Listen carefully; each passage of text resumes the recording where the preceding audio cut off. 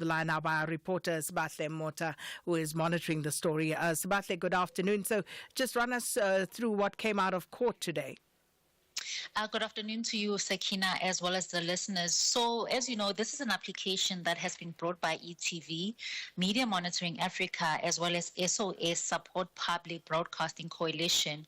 And some of the arguments, or the one main argument that have made, is that the Minister of Communications has not given them enough time or consulted with them sufficiently. You know, as you know, this digital migration was supposed to take place on the 31st of December, but was now moved to the 31st of March. And even before then, they accused the minister of not giving them sufficient time to consult and actually give their opposing view to this digital migration, which has been estimated that it will affect around about 139 million people, or an estimated 4.3 million households could suffer from a blackout should we move from this analog to this digital space that we are now in. Sibahle, was there any proposed solutions that were heard by the court today? I mean, what ETV is basically saying is that they want the court to set this matter aside, so that they could get a coherent plan from the minister. I mean, this digital migration, Sakina, I think I've been hearing about it as well since I was a child, and we are still speaking of digital migration, because what ETV is saying is that they don't see a plan by the government, even though it has promised that it would leave nobody behind, and is now backtracking on that promise. So, I mean, they're even making reference to the set-top boxes, which quite a number of South Africans applied for, but have not received till date. So they are asking the court to just set the decision by the minister aside until there is a coherent plan, and indeed that the government will fulfill its promise that nobody will be left behind with this digital migration. And for their part, have government put their case forward as yet? Not as yet, Sakina. Right now, Media Monitoring Africa is presenting its case, and that will be followed by SOS Support Broadcasting Coalition. So we are expecting the minister possibly after lunch to make or submit its case. Sibahle, thanks so much for that update. Sibahle Mota is our reporter watching that story for us in the Pretoria High Court. And that brings us up to 1 o'clock. Well, what a busy show it's been, but we like it that way. Thank you so much for engaging us this afternoon, for listening and just being with us over the past hour. And of course, to the production team for putting it together and making sure it went out loud and clear. Until tomorrow, please be safe. Take care. Here is Ondelambana with your news at 1.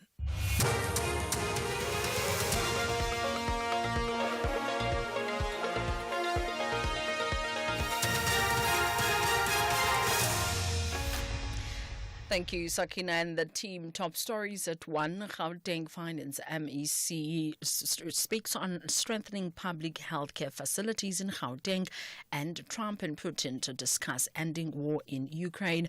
For SAFM News, I am Ondelambana, and a very good day. Gauteng Finance MEC Lebogang Maile says the budget allocated to the health department must be used to strengthen public health care facilities across the province and enhance patient care. The department has been allocated 66 billion rand for the 2025-26 financial year. Maile made the announcement during his 2025 budget speech at the Gauteng legislature in Gauteng. The Gauteng Department of Health 2025-2026 financial year allocation amounts to 66 billion and a total of 209.1 billion over the MTF to strengthen the public health system, to deliver patient-centered equitable care, particularly in underserved communities, through the modernization of infrastructure, digitization of health records, improving governance mechanisms and capacity building to tackle effectively both communicable and non-communicable diseases. A Middle Pass resident has testified that she saw Kelly Smith pulling her daughter Jocelyn into her shack on the Sunday evening before she went missing. Paulina Chosa is facing cross-examination by the defense for Steveno van Rijn at the Western Cape High Court in the kidnapping and human trafficking trial. Chosa says she saw how the child's pink flip-flop fell off as her mother dragged her into the shack during an argument with whom she assumed was Kelly's partner.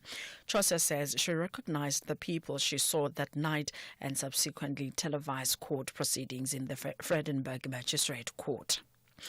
Advocate Gilbert Marcus has argued that insufficient consultation was given to affected stakeholders regarding the date of the analog switch off. Marcus is arguing for ETV in the High Court in Pretoria in the case that seeks to invalidate and halt the analog switch off that has been scheduled to take place later this month. Should the analog switch off go ahead, an estimated 13.9 million people in the country who watch TV on the older analog TV sets will be affected.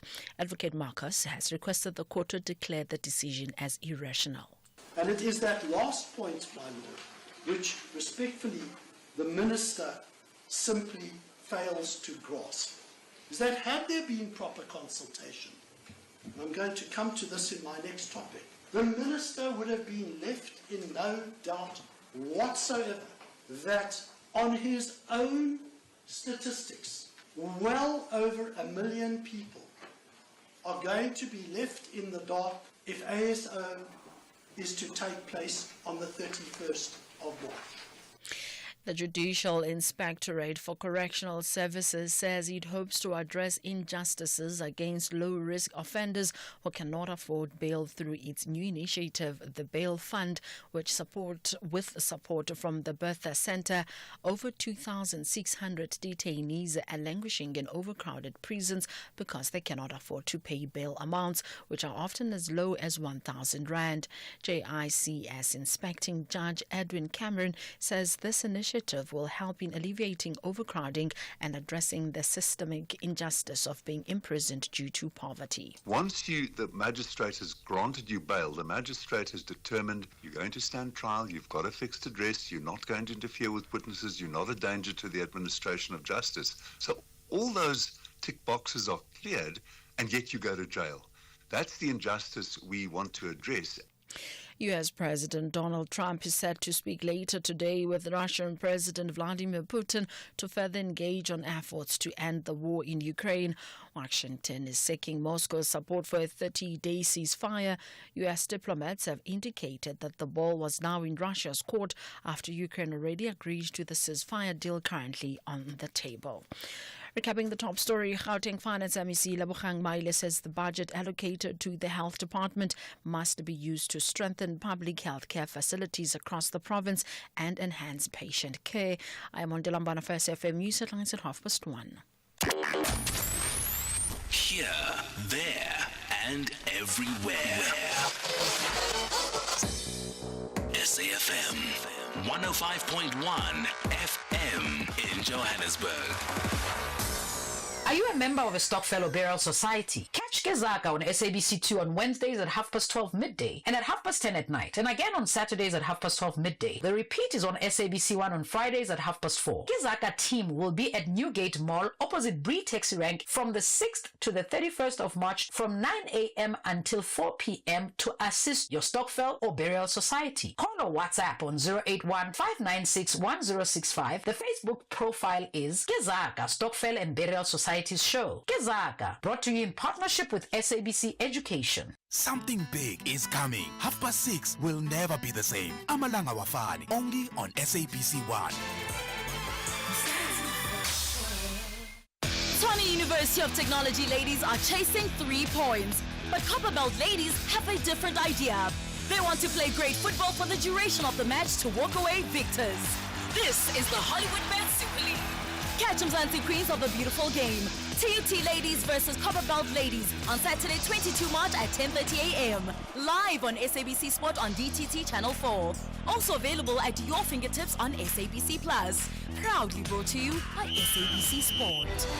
For the love of the game. Think bigger than just a banking partner. Think a team of specialized experts supporting you to make better financial decisions to enable your growth aspirations. Think a strategic partnership providing indispensable advice to help you make the right moves. Think bigger. Think Nedbank Commercial Banking. For more information, visit nedbank.co.za. See money differently. Nedbank. We're a licensed FSP and registered credit provider. The Full Circle with Bridget Masinga, Monday to Friday, 1 to 3 p.m.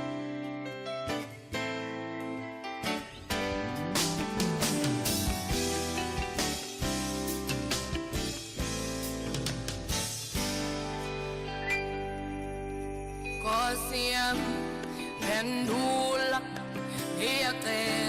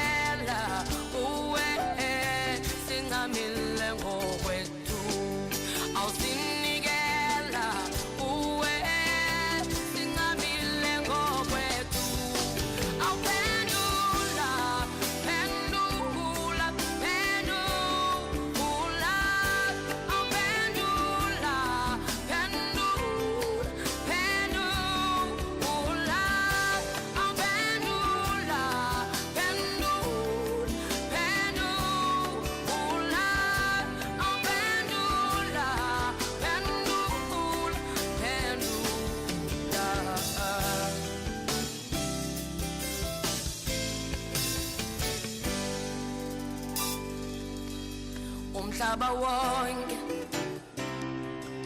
ujonge kuwe inhlupeko yethu iyaziwa nguwe anezifo zethu sobilizwa nguwe onovuyo lwethu aluvela kuwe awuphendula phendula phendula awuphendula phendula phendula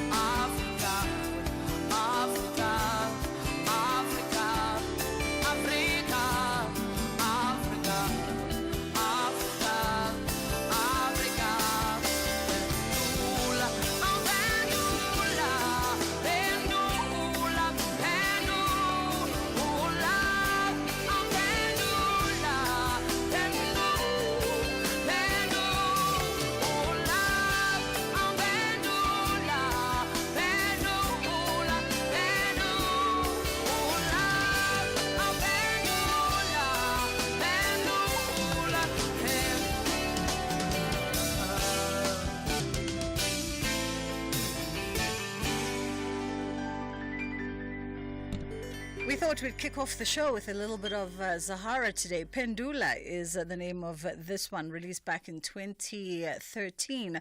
And the album actually won for Best-Selling Album and Female Artist of the Year. And the song itself for Best African Pop Album at the 2014 Metro FM Music Awards.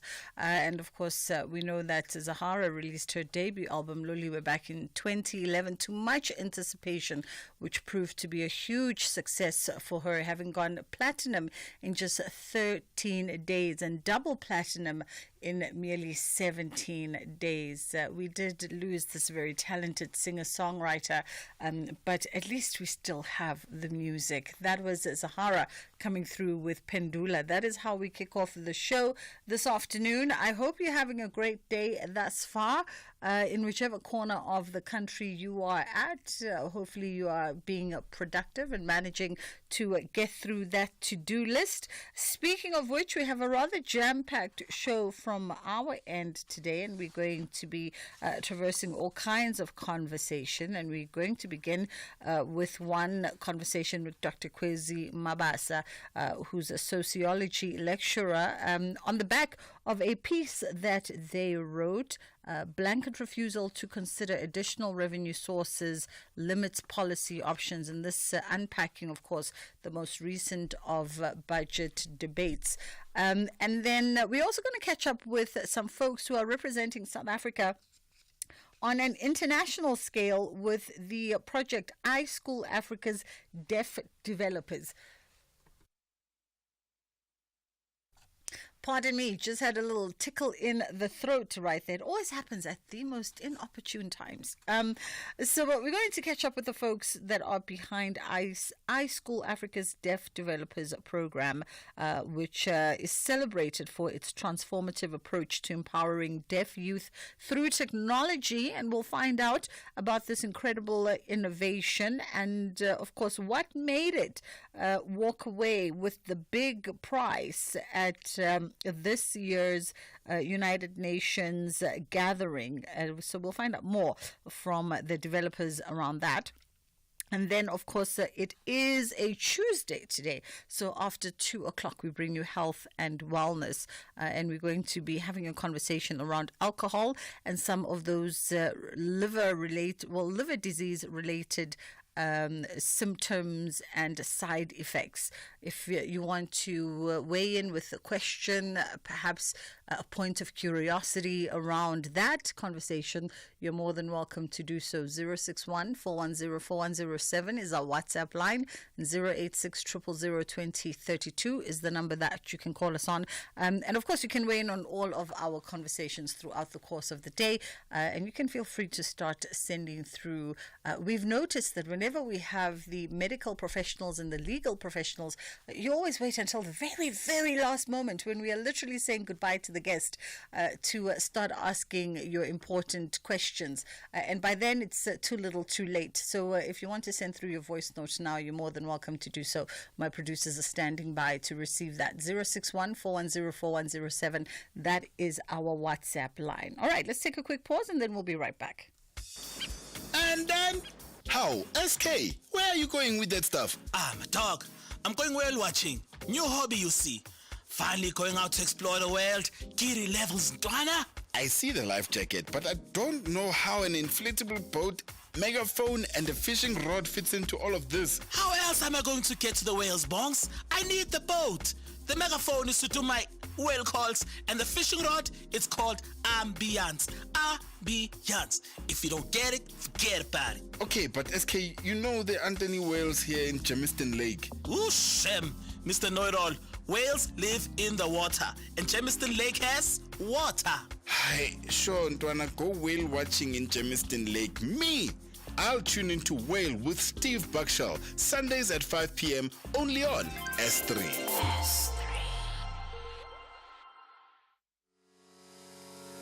On the 1st of July 2022, the President of the Republic of South Africa signed the National Forest Amendment Act 2022, Act number 1 of 2022, the Amendment Act into law. The President has now proclaimed the Amendment Act and determined its commencement date as the 4th of December 2024. The Minister has also published amendment regulations which seeks to give effect to certain sections of the Amendment Act. A copy of the proclamation notice and the amendment regulations can be accessed on the following websites: www.dffe.gov.za/legislation/gazetted notices or www.gpwonline.gov.za. Any communication or media inquiries in connection with the publication can be directed to Mr. Peter Mbelengwa, Chief Director of Communication and Advocacy. The telephone number is 012-399-8842 or the cell phone number 082-611-8197 or email pmbelengwa@dffe.gov.za.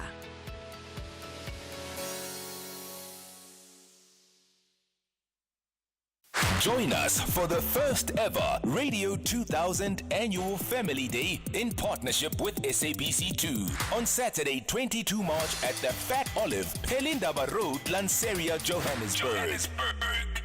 Enjoy go-karts, five-a-side soccer, pedal boats, and more. Explore the arts and crafts market and treat your taste buds at our food stalls. And a kid zone will keep the little ones entertained. Gates open at 10 a.m. and tickets start from just 100 Rand at ticketpro.co.za. Follow us on Radio 2000_ZA. Radio 2000. Our music, your memories. You're listening to Bridget Masinga on SAFM. So, in his opinion piece, our guest addresses the ongoing debates surrounding South Africa's 2025 fiscal budget and, of course, its implication for inclusive growth.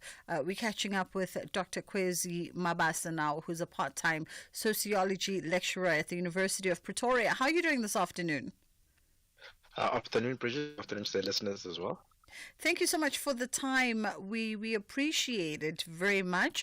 And maybe let's begin here.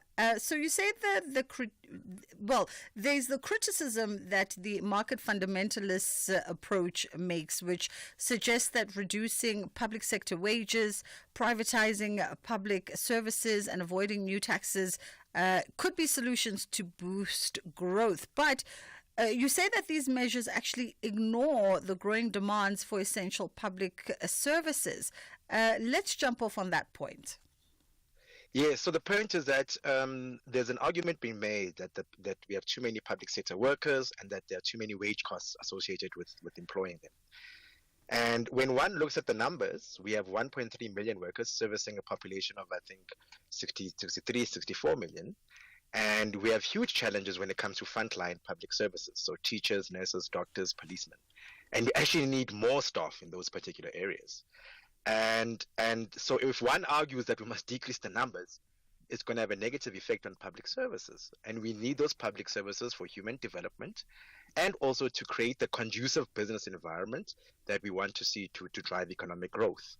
So I think it's not helpful to just say, no, we just need to decrease both the numbers and just the wages. And then that will help us save costs in terms of the budget without looking at these broader socio-economic impacts on the economy and people. I mean, what would be, because, this is where the rubber is meeting the road, right? So what would be the counter proposal that perhaps can be leveled as part of the ongoing debate here as to how do we balance the books? And maybe I understand it wrong from my lame perspective, not being an economist and being more of an arts and culture person. But from what I've gathered, the argument has always led from the perspective of perhaps it's time to relook at some of the constraints on the fiscal that are due to the cabinet and the inflated structure of, our government composition. And there seems to have been an admission from all forces that we lack in the frontline service providers and those who work in the front lines but we are bloated at the top. And maybe if we scheme at the top, we'll then be able to afford the very necessary basics that are demanded from the bottom.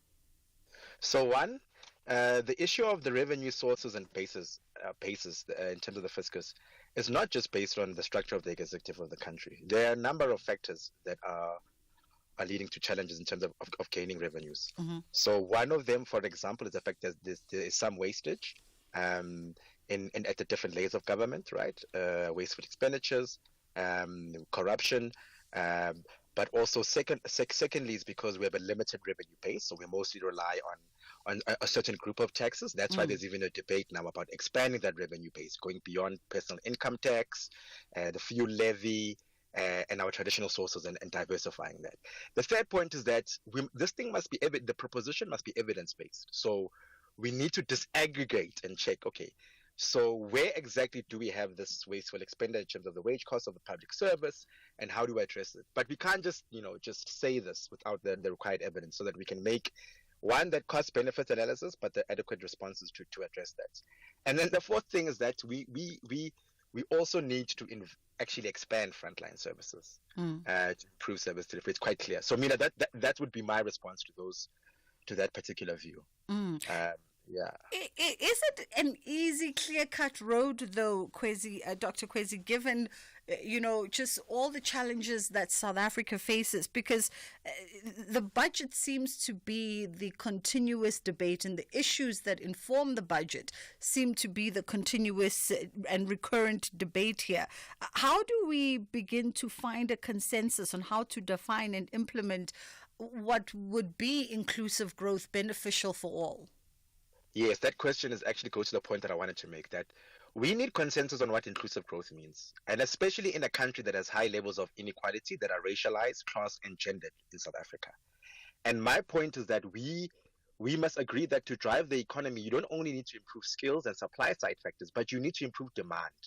And a big inhibitor of demand is the inequality that we have. So we need redistributive policies to deal with the question of inequality, so that we can redistribute and then support demand in the economy. The second thing is that we have to get the contestation on some of the key policy areas right. So there's contestation over the national health insurance, BE, employment equity, and even land expropriation. And so we need to get consensus on those. And we need to use the Constitution as a reference point, but also the empirical facts on this socio-economic inequality that I'm speaking about. And then the third thing, the statement of intent of the GNU is a statement of intent. But this must be linked to practical policy proposals and action plans within government. Because now it's clear that although there was consensus on the statement of intent, there's contestation on how to actually operationalize that statement of intent through certain policy measures. So those are the three immediate steps. And then the fourth one is also, let's get civil society involved, because we cannot rely just on the political parties that are members of the GNU to drive this. I think you need to also get civil society expertise and most importantly, lived experiences to shape what must be done around unpacking what is inclusive growth and the direction that inclusive growth must take in the next couple of years. You mentioned, obviously, and you've sort of highlighted some of the fact that the budget policies choices here often highlight some fundamental divergences, right? How do we get to a point of common ground, considering the competing interests and the fact that a lot of those GNU members are answerable to their own constituencies and they've made promises? So the one thing that joins everyone is the Constitution. And the Constitution is clear. The Constitution says that every South African has the right to social protection. Hence, then, we have social transfer and wages. So it's a non-negotiable. The Constitution is clear about the principle of redress in terms of driving both governance and socio-economic policy. It's a non-negotiable. The Constitution is clear about protecting labor rights, non-negotiable. So the Constitution joins us. But secondly, beyond the Constitution, the other thing that joins us is facts. We need to look at the facts. What do the facts tell us? They tell us, that if you look at households in South Africa, we still have systemic racialized and gendered inequalities. So we need redistributive policies to address them. No one can deny that. Irrelevant of your ideological position, you are aligned, you need to be aligned to the Constitution and the facts are very clear. And I think those 2 points are there. And the third one, let's draw from people's lived experience. We can't just rely from, I think, high-level policymakers, stakeholders, and just researchers and academics. South Africans' lived experience should also teach us about how to formulate policies. And the experience is very clear. South Africans are complaining about inequality, the rising cost of living, unemployment, and the fact that it's racialized and it's gendered. And so we need to make those our key reference points to address issues, and find some common ground. Yeah, I guess that also leans on what you highlight here, that research policy evidence counters the underlying economic arguments that are informing these propositions. Yes, yeah. So organizations such as the Institute for Economic Justice and the Southern Center for Inequality Studies have, for example, conducted studies on the public employment issue. And they've actually proven that actually the biggest danger we face, or the threat, is the fact that these public services have been outsourced. Some of them have been terminated with the reordering of work, and this has had a negative effect on health, policing, education, and crime, which, by the way, are not only social issues, but are actually issues that also affect socioeconomic development broadly, right? So we need adequate policemen so that we can deal with the crime issue, so that we can create a conducive environment for economic development. Then the other thing also is that the evidence also shows that actually the expenditure on the social wage, which we know is going to account for 60% of Treasury's spending going forward, is not unproductive. So people have this view that social grants, social transfer, the spending on education is just a waste of money. It's not productive. That's incorrect, because the evidence proves that people spend those transfers on key human development activities. They use them for different forms of jobs and livelihoods. They procure goods in the economy. They use them for services as well. So they actually have a good or positive effect on creating demand and economic development. And we must stop this idea of always equating social expenditure with unproductive economic action. It's not true. It actually supports it. I mean, if money is being spent on housing, that housing procures certain implements that are procured from the economy. So clearly, social expenditure is actually driving the economy rather than being an impediment. Yeah. I mean, I think you've given us so much to sort of hang on to and think about. But just in closing, as just a final nugget, if there was one thing that perhaps we could all come to a common understanding that would shift the needle in the right direction, in your opinion, what would that one thing be? Is that we need enhanced redistributive socioeconomic policies to drive our economy. And growth. We need that, and we need to link that with having efficient public goods and services. Those are the two things that I would highlight, yeah. Dr. Kwezi Mabasa, thank you so much for your time. Dr. Kwezi Mabasa is a part-time sociology lecturer at the University of Pretoria. It's approaching 1:30 o'clock, and of course we've got the headline news coming through. And then on the other side of that, we get into a different kind of conversation. Here, there, and everywhere. SAFM 104.6 FM in Tshwane.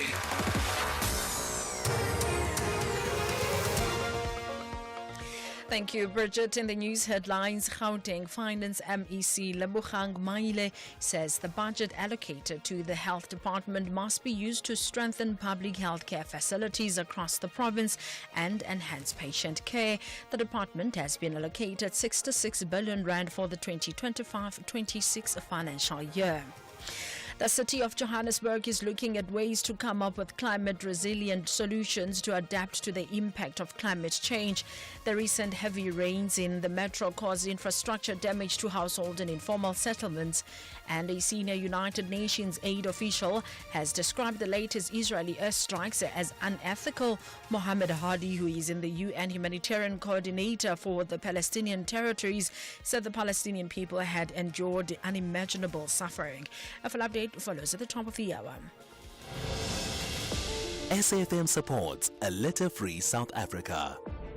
Play your part in keeping our surroundings and environment clean.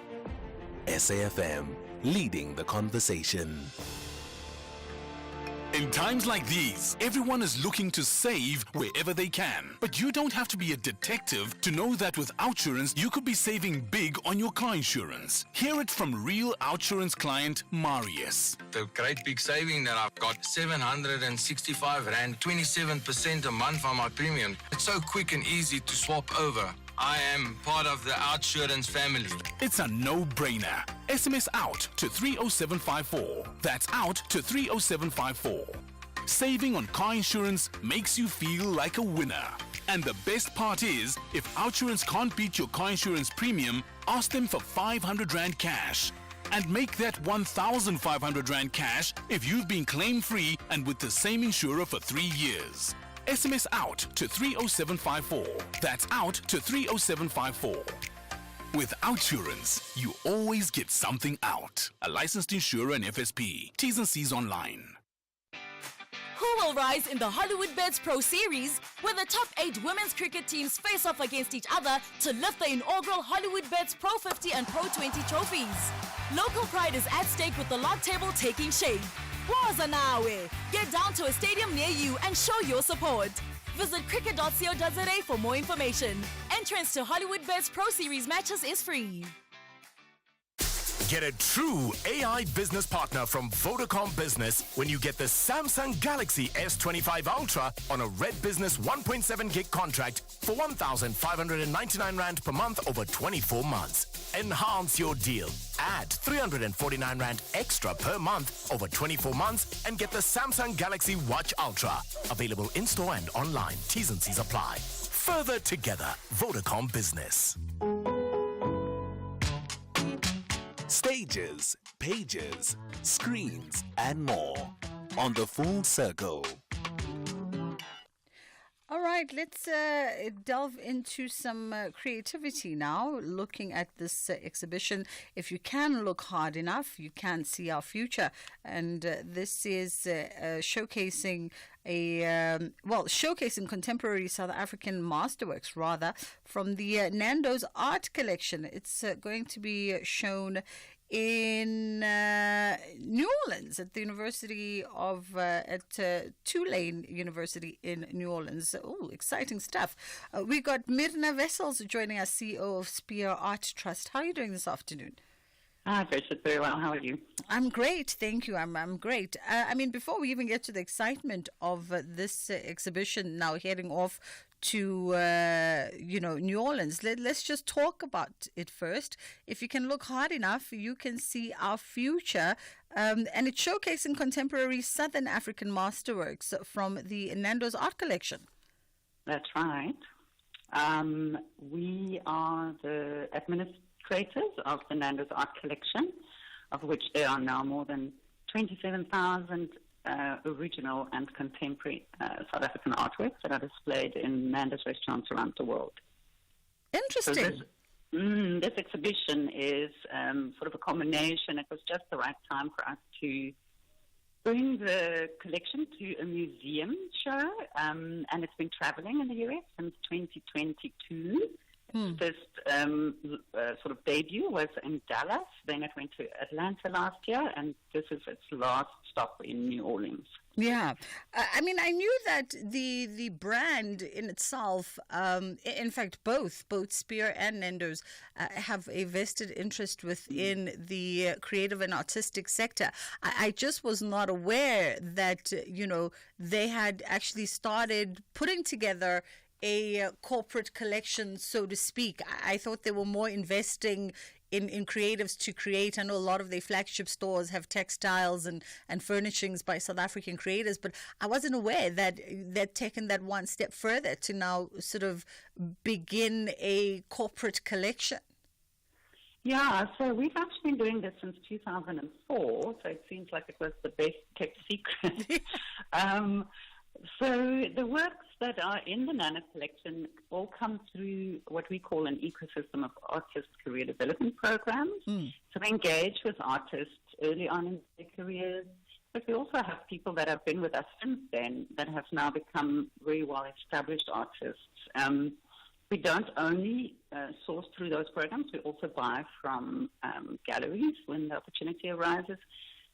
Because for the artists, it's really important to be in a collection that is seen as a significant and important collection. So the art in the Mandatory Trance, although it contributes to the beauty and the ambience, is really telling an authentic story of contemporary South Africa. If people just look a bit deeper at what is displayed there, they will see many names that are recognized in the South African art industry. Yeah, and I know this is not your preserve, Mirna, as the CEO of the Spear Art Trust, not per se speaking as a curator for this exhibition, but I'd be interested to know, the sort of works and what they speak to that have been on this global roadshow, considering that in its totality it comprises over 27,000 pieces. Difficult to sort of whittle together and get down to exhibition items. Yeah, as you can imagine. So we started talking in, can you believe it, 2020 to the curator, Laurie Ann Farrell, who is based in the US, in Dallas. She's a globally recognized curator, art historian, and she's also an art writer with a specialization in contemporary African art and culture.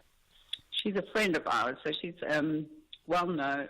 She knows the collection quite well, and she worked through our database of 27,000 works, which, as you say, was quite a difficult job, but she had a lot of time in 2020 to do that. And she decided to focus not on the broad political and identity issues that obviously emerge from artists commenting on contemporary social South Africa, but rather to focus on elements that these artists are using to redefine their own changing social, political, and cultural environments. And through that, three sub-themes emerged, portraiture, landscape, and abstraction. So they were broadly categorized into those three sections. It sounds like an incredible undertaking for any curator. And after a whirlwind tour of the exhibition, it's now ending off at the Tulane University in New Orleans. By the way, how were the sort of territories or spaces that the museum the exhibition went to, how were those sort of identified as being the right institutions, the right museums for this particular exhibition? So that was one of the key roles that Laurie had to play in addition to putting the show together, because she is immersed in that market. She has relationships with institutions in the US, and she sent them an invitation, really, to host us. And then these were the museums that said, yes, please, we would love to show you in our space. So this is the first time that we're showing at a university museum, which is really an educational institution, and we're very excited, and the engagement, we believe, that will come from having young people who probably don't know much about South Africa and our history, our people, to maybe draw parallels, to see the interesting ways that artists are making art here, and to be inspired by them. As you mentioned, there's quite the few prolific names in the art fraternity featuring in this exhibition. One such is Zanele Muholi, who's gone on to do incredible things as a multidisciplinary artist. Can you perhaps give us just a taste and a little snippet as to who else is part of the lineup? Yeah, of course.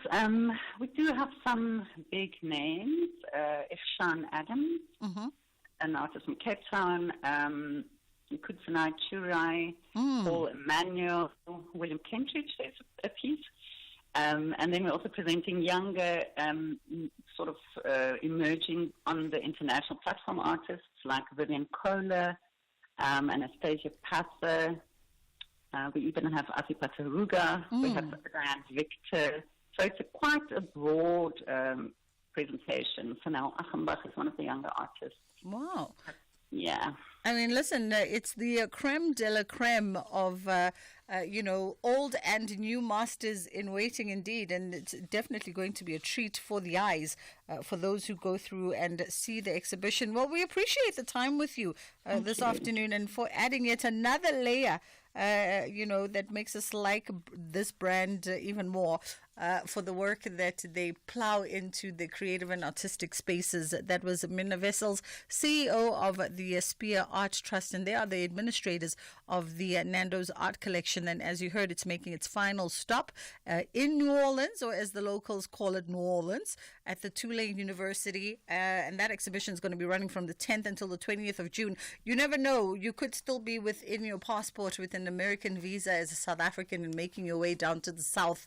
And this could be something that you definitely want to feast your eyes on. It's just gone 2 o'clock. We're going to take a quick pause, and then we come back. We get into another creative conversation with the producers of the Ergo Company. We're looking at the films The Old Righteous Blues and Black People Don't Get Depressed.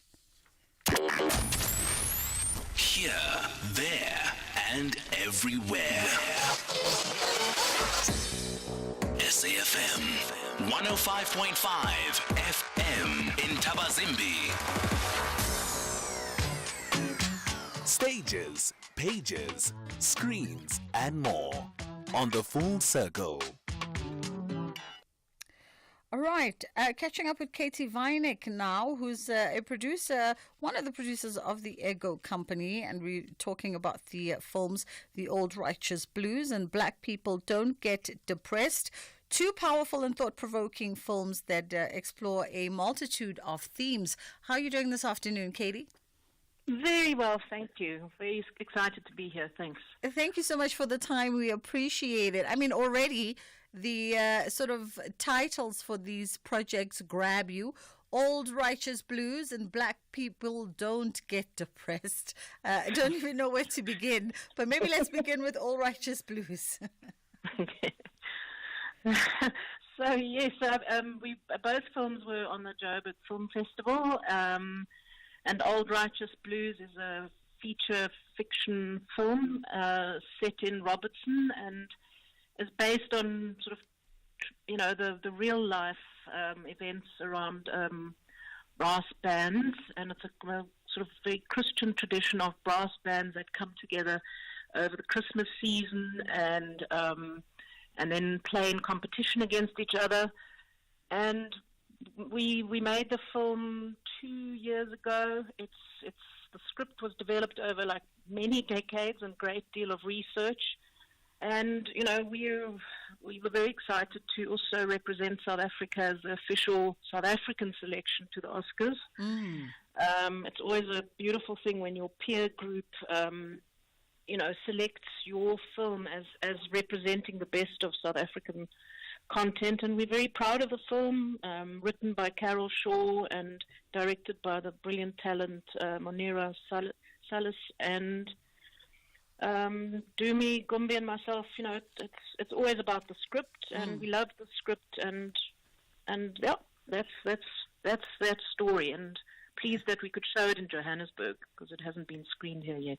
And it was received with critical acclaim from all in attendance. No doubt. I mean, it was selected as South Africa's official entry for the Oscars. So a story that really just found its way into the hearts of those who watched. And I think that also is quite telling of the work that goes into stories, right? Because there's a lot of grit. 2 years of sort of developing the actual script, years of researching the actual story. It says a lot about the dedication of the team to ensuring that they bring to market a story worth telling and a story worth viewing. Absolutely, absolutely. Look, it's always a dedication of a writer that sits and researches and interrogates and redrafts. And we came on board about 6-7 years ago to help raise the money for the production. And it's been an incredible journey just in terms of cast as well, and bringing on board this beautiful director that we met on another production. And and it's also wonderful to be working with female talent. We do that too little in South Africa. So this is a female-driven film, just in terms of, the talent behind the scenes. And it's a very emotive film. So often, we finish a screening and people are crying. And it's very subtle, beautiful observation of a community in transition. It's set in 1990, I think it's 1997, and it's about trying to understand how a community can come together to overcome great hardship in the past. And I think it's an important message to us as South Africans at this moment, where we have to find ways and means of building community, building better lives, and the solutions. You know, this film shows these solutions, and it's all also ultimately about love. You know, it's a Romeo and Juliet story about two people who come from opposite camps in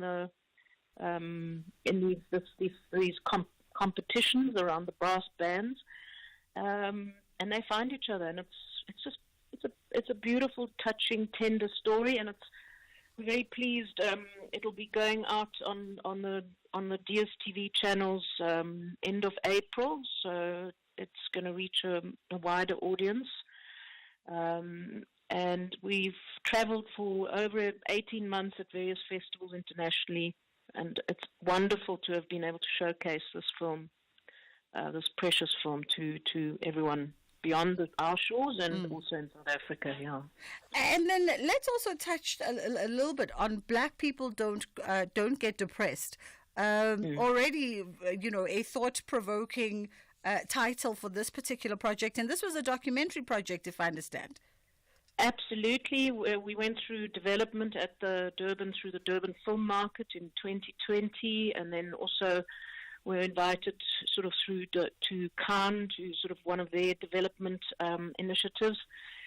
And it's a film that Sarah Chitambo very much wanted to showcase the burden of mental health on creative South Africans, on Black South Africans, and particularly then also in the diaspora. So it's a very, it's a painful journey to have documented all these participants in our film. We initially wanted to make the film with very closely with Dr. Cindy van Zyl, and she then passed away with COVID. So we've got beautiful footage of her and her personal journey that was very, very revealing around her own mental health, and we were very grateful for her family's support during this, after her passing, that we could still use the footage. And then just, 10 days ago, our other precious, beautiful participant, Ebenezer Dibakwane, passed away, committed suicide.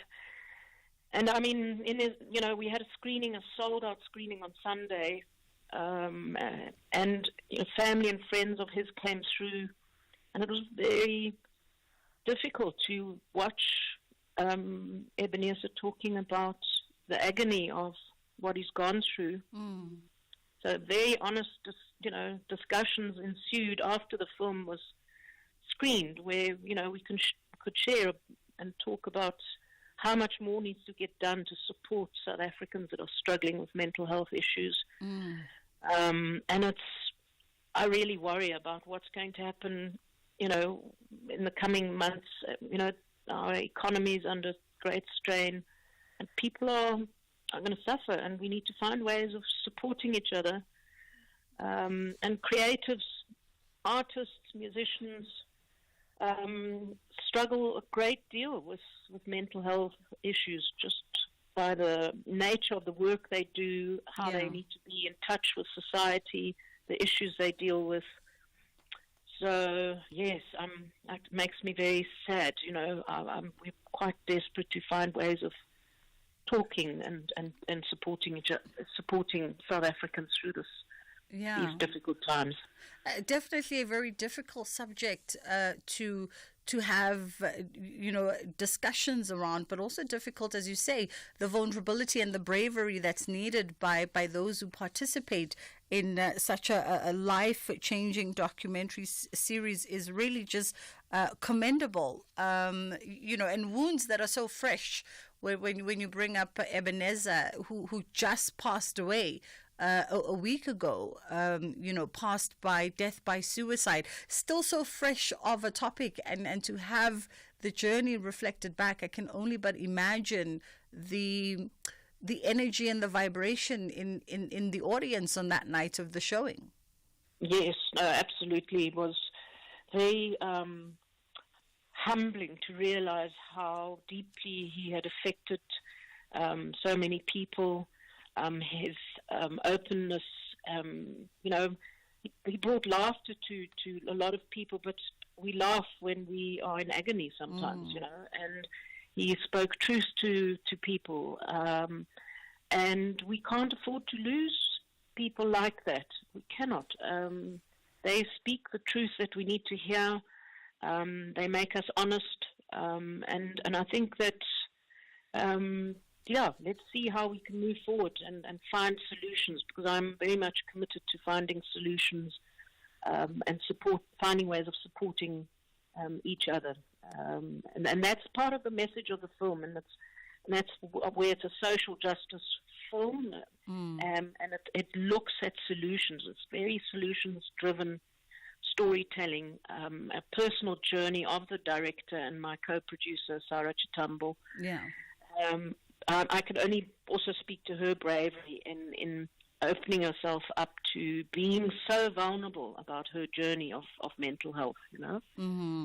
Well, we thank you and the team as well as the cast for just having the bravery to tell stories that are oftentimes swept to the side, where we have moments when the tragedy happens, where we reflect as a collective and then we kind of sweep everything back underneath the carpet and kind of move on as though things have never happened. So projects like these, very much necessary. Katie, we appreciate the time with you this afternoon, and Katie's one of the producers of Old Righteous Blues and Black People Don't Get Depressed. And by the way, they were featured at the University of Michigan's Department of African Studies syllabus under the subject Trauma and Mental Health in Post-Colonial Africa. We're going to take a quick break, and then we'll come back on the other side of this, and we'll catch up with Michelle from iSchool Africa. Whether it is a CCMA referral, problems with a mechanic, or unfair blacklisting, Clientele legal plans are affordable, and you receive up to 670,000 rands worth of legal services per year.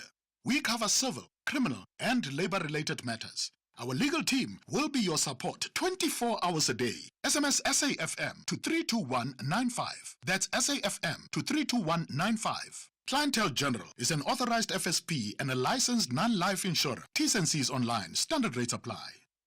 Stunks and Negati are in a big search for their first win, while the Indomitable Lions want to hold on to the summit of Group D. The bottom of the table clashes with the top. This is the FIFA World Cup 2026 African qualifier. Experience the joy of African football. Eswatini versus Cameroon. This Wednesday, 19 March at 6 p.m. Live on SABC Sport on DTT Channel 4. Also available at your fingertips on SABC Plus. Proudly brought to you by SABC Sport. For the love of the game.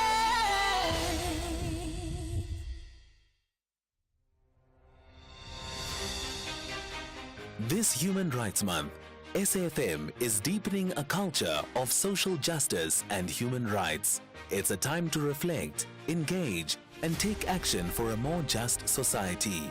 From thought-provoking discussions to powerful stories, SAFM is leading the conversations that move us. Because your voice matters, your rights matter, and together we shape a better future. SAFM, leading the conversations that move us.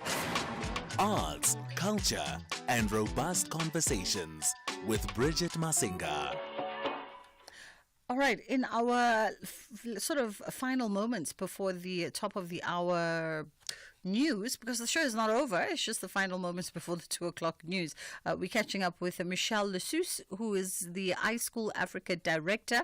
And this past Thursday, the United Nations office in Vienna, Austria, hosted the prestigious Zero Project Awards, where the South African EduTech initiative, iSchool Africa Education Trust, was recognized for its groundbreaking efforts in disability inclusion. How are you doing this afternoon, Michelle?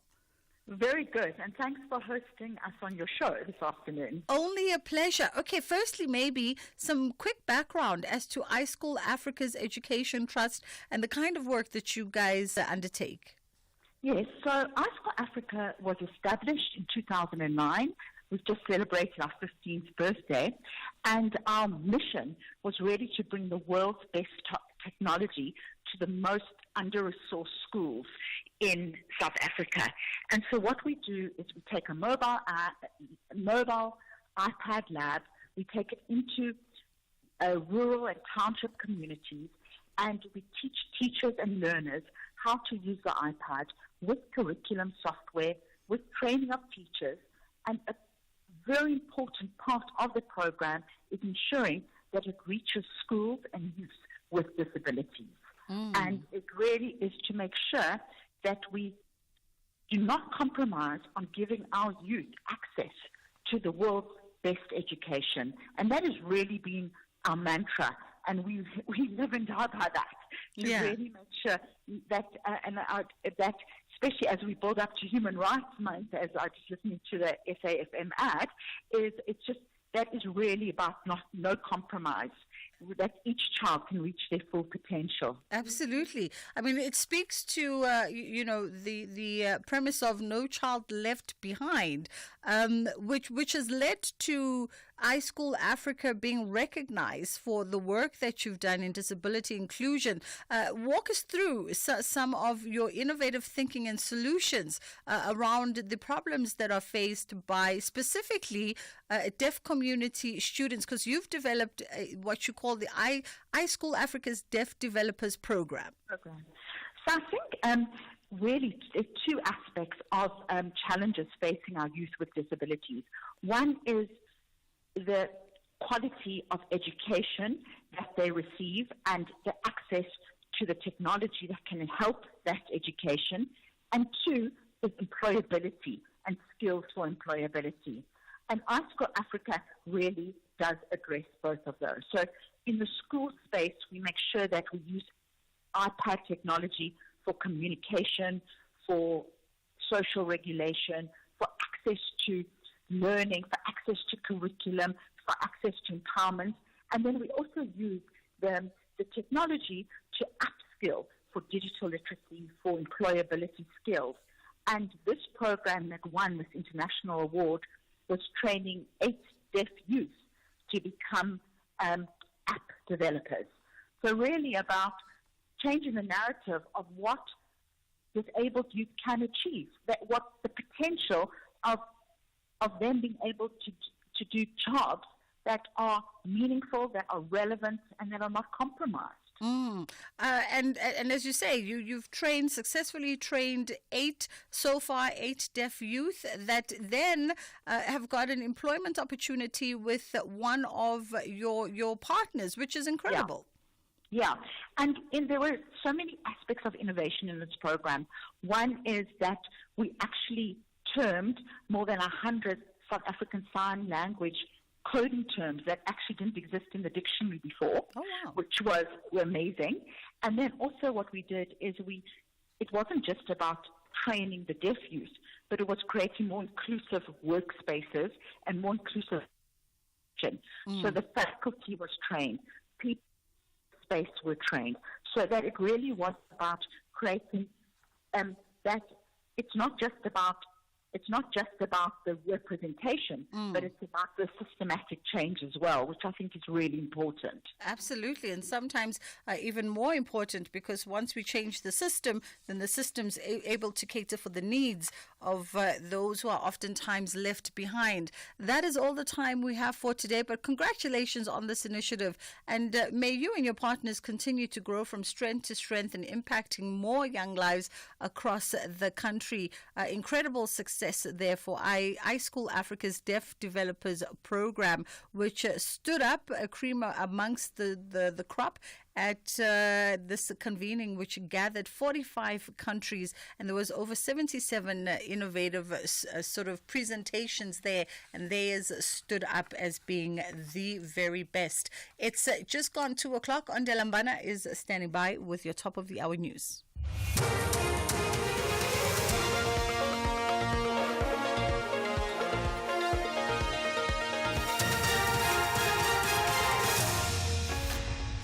Thank you, Bridget. Top stories at 2. JMPD confirms arrest in officer's murder, and UN aid officials call Israeli airstrike unethical. For SAFM News, I am Onda Lambana, and a very good day.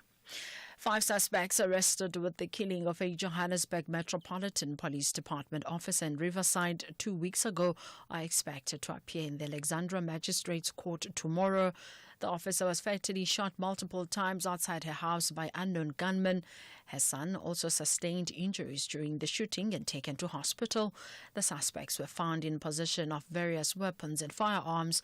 JMPD spokesperson Xolani Fihla says the breakthrough is a result of a tip-off given to officers. Acting swiftly on this information, officers from the JMPD TRU unit proceeded to her address in Riverside, Alexandra. Upon tactical entry, a suspect matching the provided description was located within the premises, and subsequent questioning of the suspect led to further crucial information, which led to the apprehension of more suspects. Multiple rounds of ammunition, 2 firearms, pangas, an air gun and other items were recovered, and a total of 5 suspects, which include 1 female and 4 males, were apprehended, and they were charged for murder and possession of unlicensed firearms and ammunition. Gauteng Finance MEC Lebogang Maile says the budget allocated to the health department must be used to strengthen public health care facilities across the province and enhance patient care. The department has been allocated 66 billion rand for the 2025-2026 financial year. Maile made the announcement during his 2025 budget speech in the Gauteng legislature in Johannesburg. The Gauteng Department of Health 2025-2026 financial year allocation amounts to 66 billion and a total of 209.1 billion over the MTF to strengthen the public health system, to deliver patient-centered equitable care, particularly in underserved communities through the modernization of infrastructure, digitization of health records, improving governance mechanisms and capacity building to tackle effectively both communicable and non-communicable diseases. The Forestry, Fisheries and Environment Department has confirmed the alleged assault between 2 members of a South African research team in Antarctica. However, it says it's engaging the individuals involved through trained professionals in order to mediate and restore relationships at the base. This follows media reports that a member of a South African scientist group physically assaulted another at the base. The department says the alleged perpetrator has written a formal apology to the victim. Nhlanhla Njingila has more. The department says the alleged assault incident was reported on the 27th of February 2025, and it immediately activated a response plan to engage the individuals involved to ensure that those at the base know that the department is supportive and willing to do whatever is needed to restore interpersonal relationships and deal firmly with issues of discipline. Forestry, Fisheries and Environment Minister Dion George. The situation at the base is calm and all is under control. I will be keeping close contact with the base to ensure that it remains that way. The city of Johannesburg is looking at ways to come up with climate-resilient solutions to adapt to the impact of climate change. The recent heavy rains in the metro caused infrastructure damage to households and informal settlements. The city and the UN Food and Agriculture Organization is hosting a 4-day summit with the Forestry Department, experts and scholars, among others, to discuss sustainable urban greening solutions to shape the future of African cities. Tandu Xolomendru is Marketing Director at Johannesburg City Parks and Zoo. Climate change actually affects the urban areas more than any other area. We would have seen in South Africa with flooding, with bridges that we're actually going. And we actually believe that urban forests are a mechanism of actually dealing with climate change and climate proofing our cities. And in the next 4 days, we're actually going to be looking at various solutions, starting today, and with looking at how the spatial form and urban forests will be able to assist. A senior United Nations aid official has described the latest Israeli airstrikes as unethical. Mohammed Hadi, who is the UN humanitarian coordinator for the Palestinian territories, said the Palestinian people had endured unimaginable suffering. He called for a ceasefire to be reinstated immediately. A UNICEF spokesperson in Gaza, Rosalia Bolen, says she woke up to her guest house shaking. Children are deprived of their most basic rights. They're deprived of their childhoods. They're deprived of access to healthcare. They're deprived of access to clean water. And now the bombing has restarted. Children have been trapped in a permanent cycle of exposure to incessant violence. They're deeply scarred and traumatized. And these strikes need to cease immediately. Recapping the top story, 5 suspects arrested with the killing of a Johannesburg Metropolitan Officer Department officer in Riverside 2 weeks ago are expected to appear in the Alexandra Magistrate Court tomorrow. I'm Mondela Mbana for SFM News Headlines at 2:30. The Full Circle with Bridget Masinga, Monday to Friday, 1 to 3 p.m. Over the last 50 years, one man has played an unparalleled part in transforming British society. This man is Rupert Murdoch. Feared by politicians, Murdoch has built the biggest media operation on the planet. His empire has given him extraordinary power and influence. The rise of the Murdoch family is an electrifying study of the Murdoch dynasty, charting the ups and downs of an empire. From the ambition that fueled its success, to the criminality that led to the closure of the News of the World and the Leveson Inquiry. This is The Rise of the Murdoch Family. Thursdays at 10 p.m. starts 13 February, only on S3. Tshwane University of Technology ladies are chasing 3 points. But Copperbelt ladies have a different idea. They want to play great football for the duration of the match to walk away victors. This is the Hollywood Men Super League. Catch Mzansi Queens of the beautiful game. TUT ladies versus Copperbelt ladies on Saturday 22 March at 10:30 a.m. Live on SABC Sport on DTT Channel 4. Also available at your fingertips on SABC Plus. Proudly brought to you by SABC Sport. For the love of the game. The Full Circle with Bridget Masinga, Monday to Friday, 1 to 3 p.m.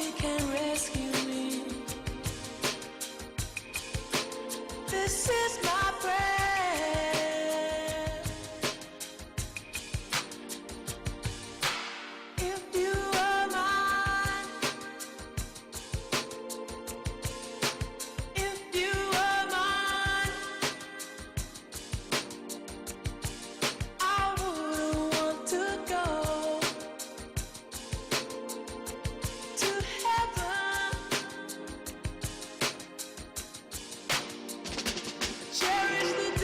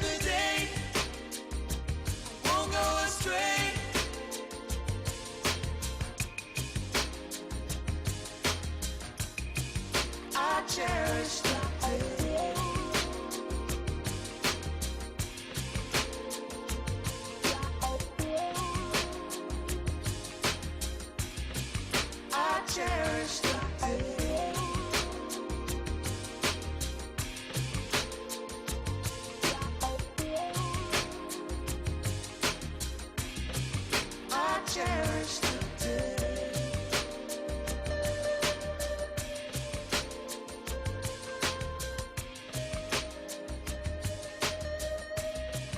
I cherish the day.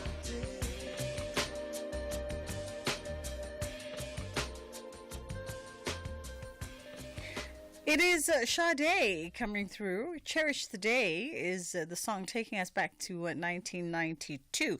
And this one comes from the Love Deluxe, which happened to be their fourth studio album. Our lines are open on 086 000 2032. That's our live in studio line. Or you can WhatsApp us on 061 410 4107. That is our WhatsApp line. We also are live on social media, so if you're active on X, you can find us there at SAFM, or you can also X me or tweet me at Bridget Masinga.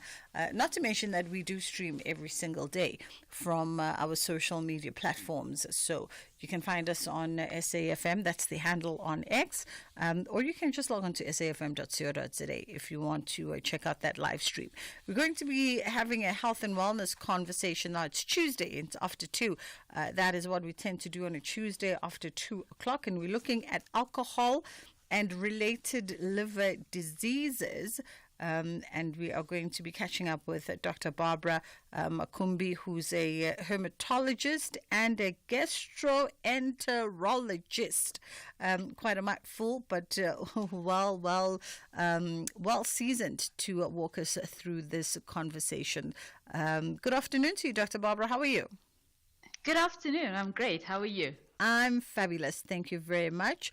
Okay, so alcohol and related liver diseases is what we are talking about today. And alcohol-associated liver disease is preventable from what I understand, and primarily caused by heavy alcohol consumption. Yes, it is, definitely. So this is preventable. Depending on the amount of alcohol consumed, that's the risk factor for actually developing liver disease.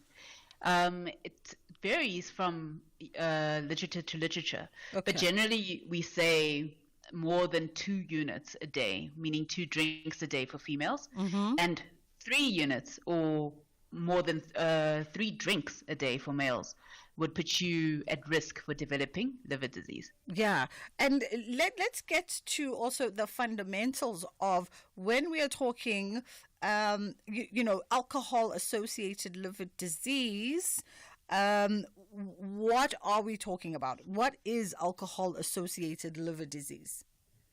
So it's a spectrum of diseases. When we talk about alcohol-related liver disease, we're looking at what we call fatty liver, which you can actually get with non-alcoholic liver disease. However, you have the risk factor that I've just explained now, and there's a spectrum of fat infiltrating the liver in people that have excessive liver alcohol intake. Thereafter, you get inflammation of the liver, which shows in bloods basically, and sometimes people can be asymptomatic. And after that, with recurrent injury to the liver with continuous excessive alcohol use, you can get scarring of the liver, which we call medically as fibrosis. And that's before cirrhosis, where the damage is actually irreversible at that stage. So you go through many different stages before you get the irreversible cirrhosis, which is a chronic liver disease where you have various complications with the liver disease. I see. Okay. And I want us to, we're going to get down to the chronic liver diseases in a moment, right? Because very, very important. But so what you've just outlined for us, does that speak to the 3 types of the alcohol-associated liver disease that exists? It does, definitely. So the fatty liver disease where you're asymptomatic, you feel fine, it might be found incidentally on a sonar. Then your hepatitis. Hepatitis implies that there's a deranged liver function, which is drawn at a lab, and your doctor would look at the blood results and say there's a problem, and you could still feel fine. And then in between, there's actually 4. Like I said, the fibrosis where you actually start feeling ill, and then later the end-stage cirrhosis. So there are a couple of stages and different types, and they're all related to continuous use of alcohol excessively. Okay. So now in the fatty liver stage, right? In that sort of first tier of liver disease, how is one able to sort of gauge whether or not something is wrong or something could potentially be wrong? Or at this point you're not able to gauge at all? There's absolutely zero symptom. So what we have to ask ourselves when we're thinking about potential complications of alcohol with any system in the body is, are we drinking too much alcohol? And there's various easy questionnaires that anyone can actually do that you can find online to ask yourself, even like, do I have alcohol use disorder? Am I heading in that direction? Because if you have alcohol use disorder, you're at risk of liver disease. So questions such as, do you have larger amounts and longer amounts of alcohol, longer period of drinking, than intended? Do you have, like, do you go out and drink and then miss important work events, work itself, social events? Are you functioning at home? And does this happen recurrently? I mean, once in a while, everyone's human, but does it happen all the time? And do you realize that, okay, look, I'm having dysfunctional behavior related to alcohol, but you still go back and you still do the same thing and make the same mistakes? That's pointing towards a problem. And there's various questions and questionnaires and ways that psychologists and psychiatrists actually assess for alcohol use disorder. And if you feel like, look, I'm drinking excessively, and according to the definitions that I've explained, it would be very impertinent to actually have a look and go and have a checkup, see if you need to have what we call a sonar, where they put like the same probe that you use to look at a baby, and you look at the liver characteristics. There's certain characteristics you can see if there's fat in the liver, or your doctor taking a liver function test for you and just making sure that that's normal.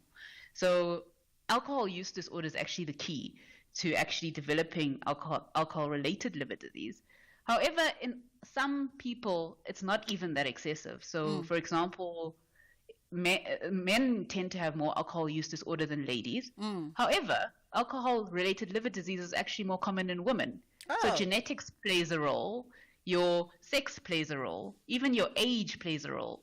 So, and certain demographics that have been studied worldwide as well. So it can be just one of those things that happens where you, for example, are having a drink as a lady with a man, and you and the man are drinking the same amount, but as a lady, you actually get the alcohol-related liver disease instead because women are more susceptible. So it's something people should generally have health checks in general. So it's something that should be looked out for by your GP or your primary healthcare physician who's actually making sure you have your annual health checks done properly. So. Absolutely.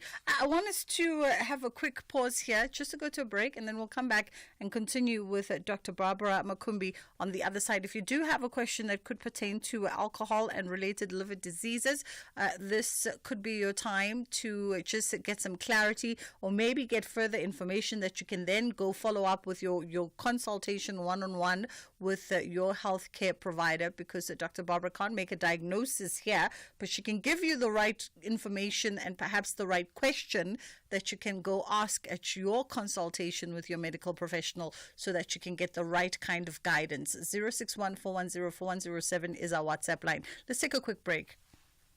Stunks and Negati are in a big search for their first win, while the indomitable Lions want to hold on to the summit of Group D. The bottom of the table clashes with the top. This is the FIFA World Cup 2026 African qualifier. Experience the joy of African football. Eswatini versus Cameroon. This Wednesday, 19 March at 6 p.m. Live on SABC Sport on DTT Channel 4. Also available at your fingertips on SABC Plus. Proudly brought to you by SABC Sport. For the love of the game.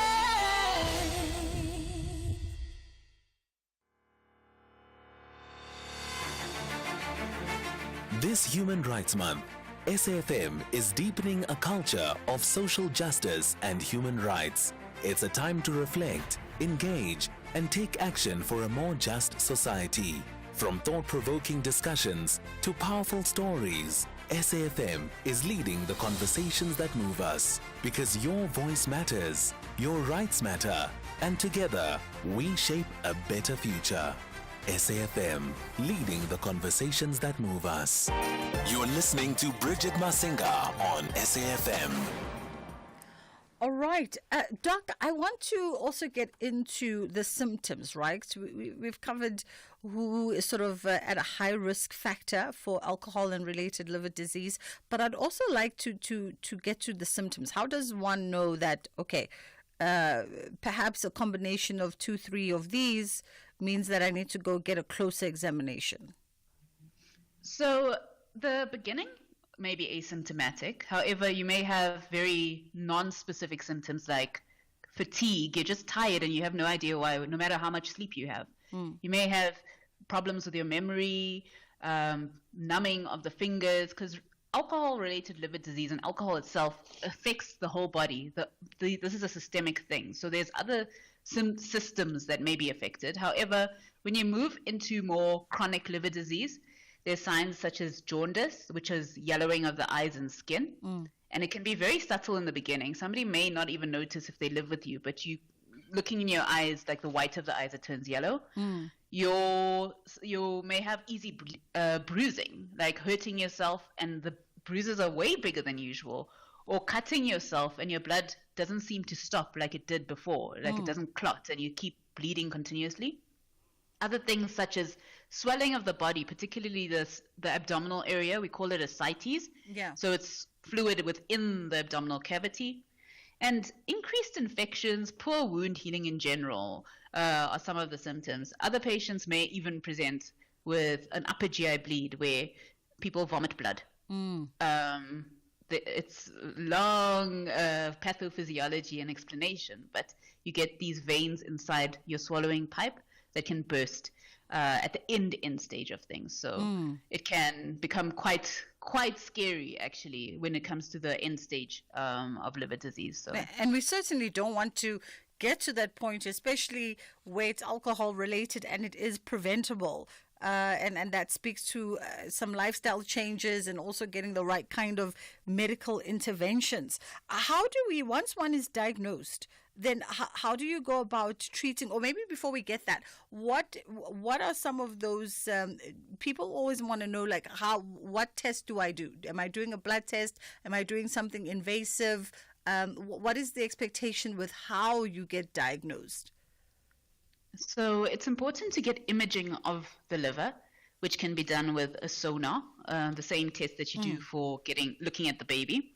So looking at the liver, seeing the characteristics, mainly blood tests, looking at the liver function and associated complications that we'd check for. One of the complications of the end stage is actually liver cancer, which you can test on blood and look on the imaging. And just basically if you're at the end stage as well, you need what we call gastroscopy to just see if those veins are in the esophagus, look into like the swallowing pipe and the stomach. Basically, that's it. It's a step-by-step process in order to diagnose. Okay, so step-by-step to diagnose and obviously see what's happening. Those over-the-counter liver sort of cleansers, supplementers, boosters, I don't even know what they're called, but I know that a few of my friends, when weekend comes and it's time to socialize, they buy these over-the-counter meds that are meant to help a liver. Do those really help if you're going on a sort of weekend of heavy drinking, or they help to some degree? So studies haven't really been done for most of these drugs that are over the counter. I can't really say if they do or don't, but as a hepatologist, I don't advocate for those medications because there are no studies. But if there were studies, I would be able to give you a clearer answer. I don't think they're very helpful. In my medical opinion, I don't know if they're harmful as well. That's why I'm not advocating for them, because at least if there was a study, then we could know if they're causing more harm than good. Because even when somebody has alcohol-related liver disease or has a propensity to, one of the risk factors is also somebody that has other underlying liver disease. We don't always know if there's something else going on with our livers, and then we're taking these things that we don't know if they've been studied. And I know they're in stores, but you know what I mean? Like, it's not something I can advise. at all. So yeah. I mean, there's a lot of things that are in the stores we know, Doc, will take you off the hook. There's a lot of things that are in the stores that we know that have not got the right kind of studies undertaken. When you read those little leaflets and they tell you that it's not been tested here, there, and everywhere else, it's kind of difficult. Someone also wanted to know that if you'd stopped drinking, if you were a heavy drinker a couple of years ago and then you stopped drinking for a significant amount of time, are you still at risk? So stopping drinking completely can actually cause regression of this liver disease. That's why it's important to diagnose early so that you don't reach the point of no return, basically, where we can't do anything and you need a transplant. The most important treatment is to stop drinking. And I've seen patients do so well. And you'd see somebody 1 year later and you can't believe it's the same patient when they've stopped drinking. So yeah, definitely, yes. All right, let's go to WhatsApp, 061-410-4107. Hi, SAFM. This is Sizwe from Durban. I wish to ask the doctor about any type of pain that one might encounter with regards to liver disease. And is it only liver? Does it not also affect the kidneys? Doc? Yes. So in terms of pain, it's variable. Generally, at the point where the liver is, patients can get pain. It can be very severe in patients that have more severe disease. But the way it works with alcohol-related liver diseases, fat is infiltrating the liver. So the liver is surrounded by a capsule and that expands, and that can be painful. Or if you have complications thereof of alcohol-related liver disease.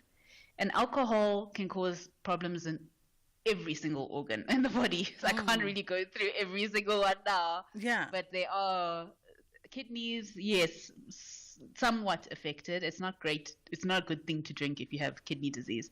You can actually get stones, and there are other risk factors, cancers, infections, etc. You're at increased risk of having if you have liver disease. Okay. We don't have time to get to the other voice notes, but I think you've definitely given us some guidance this afternoon. We appreciate the time. That was Dr. Barbara Makumbi walking us through that alcohol and related liver diseases. And I hope you got some information and you're able to, if anything she said hits a nerve, you're able to go and make an appointment with your own medical practitioner. I warned before this conversation that if you don't get your voice notes in on time, we run out of time because we have to get into the headline news. And now suddenly our WhatsApps are flooded with your questions and there's just no time for it. Onde Labanak coming through with the headline news.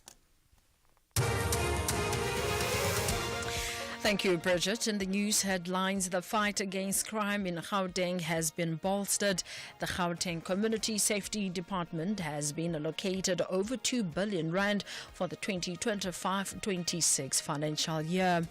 5 suspects arrested with the killing of a Johannesburg Metropolitan Police Department officer in Riverside 2 weeks ago are expected to appear in the Alexandra Magistrates Court tomorrow. And Hamas officials say Israeli airstrikes have killed more than 400 people across Gaza, including the group's heads of government and security. A full update follows at the top of the hour.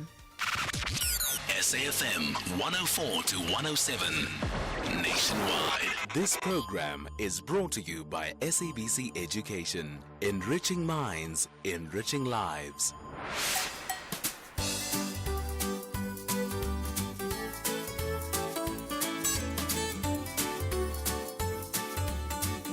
Good day, my name is Mene Angel Nangobera. What I do think human rights mean is that it's basically what we have as people or what we can use to defend ourselves out there. One human right that every child should have is the right to education.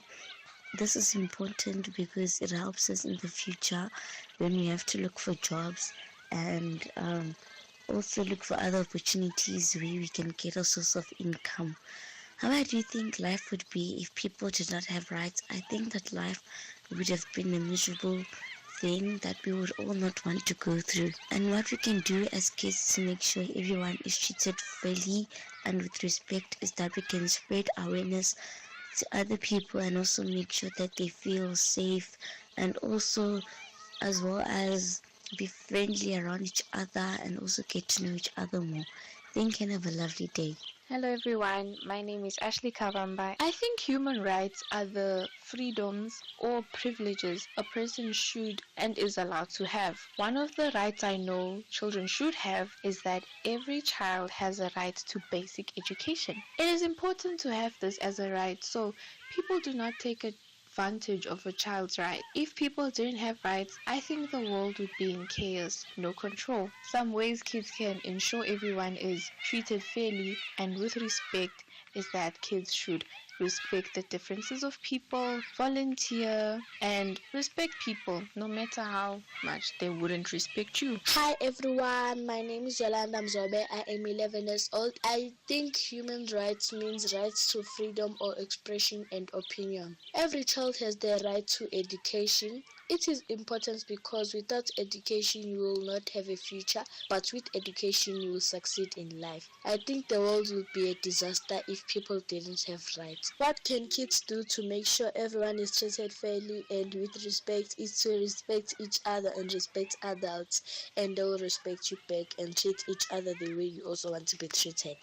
Thank you everyone. My name is Dirweta Ngunzu, and I go to Macaulay House School. I think human rights are the things every single person on this earth has a right to doing or is entitled to. Every child should have the right to education, which is very important because as we get older, we start to think about what we want to be. And to pursue these dreams, we need an education to teach us everything that we need to know. If people didn't have rights, life would be unfair or people would just do whatever they wanted to, because there are no rules to tell them what they can and can't do. Children can learn to be kind and caring to every single person, to show them fair treatment and respect. Good day everyone, my name is Kawega Zimayana and today I'll be talking about human rights. I did know that rights walk hand in hand with responsibilities. For example, children have the right to education, but they also have the responsibility to do their homework and listen in class when the teacher is explaining or talking.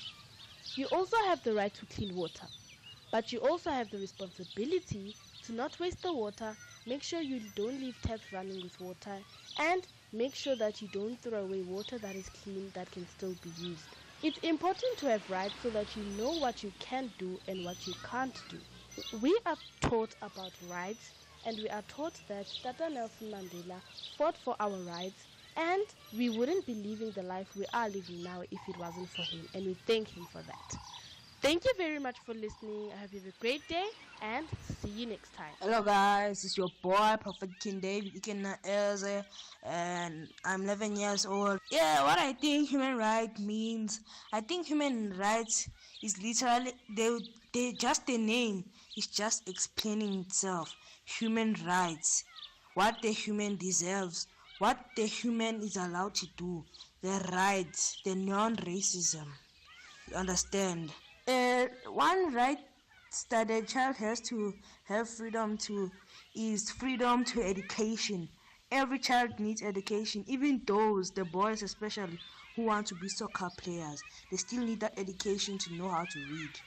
It's important because, you know, when you don't have that education, you won't even know what is even abuse if you're getting abused. How do I think the life of people will change if people did not have rights? Is, you know, people there'll be racism, understand? You know, people will be killing, everyone won't have rights. They'll treat foreigners bad. There will still be slavery. Like, even if Nelson Mandela had done something, the thing that kids can do to make everyone treated fairly and with respect is, you know, give a speech about rights, talk about it, report about people treating another person bad, and you know, say the saying of treat people how you want to be treated. Thank you. May God bless you all and sanctify your life.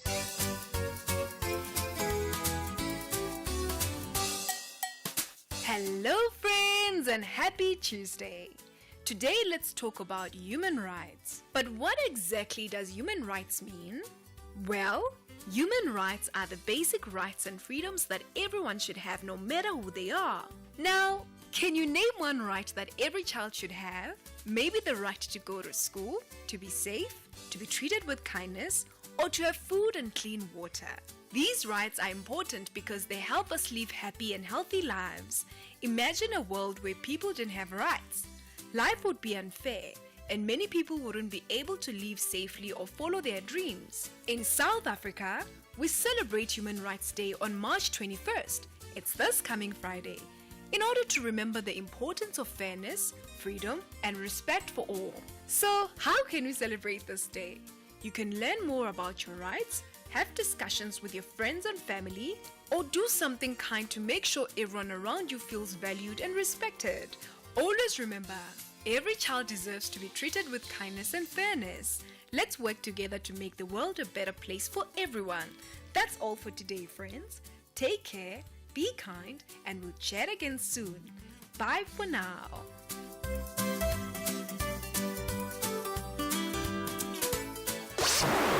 This program was brought to you by SABC Education.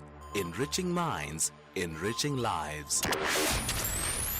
Here, there, and everywhere. SAFM 105 FM in Polokwane. This Human Rights Month, SAFM is deepening a culture of social justice and human rights. It's a time to reflect, engage, and take action for a more just society. From thought-provoking discussions to powerful stories, SAFM is leading the conversations that move us. Because your voice matters, your rights matter, and together we shape a better future. SAFM, leading the conversations that move us. SAFM supports a litter-free South Africa. Play your part in keeping our surroundings and environment clean. SAFM, leading the conversation.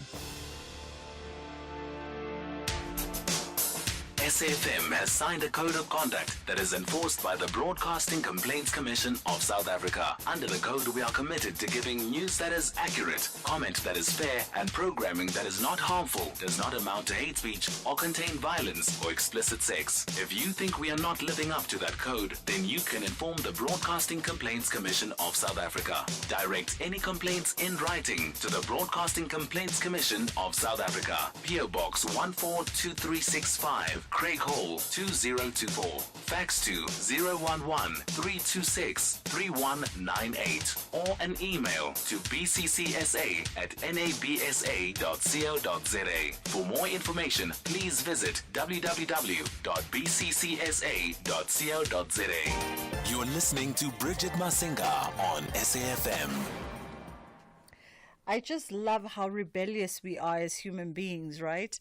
I don't drink, so I don't drink alcohol. It's crazy how you have to substantiate that, because then people go, wait, so you don't drink water and juice?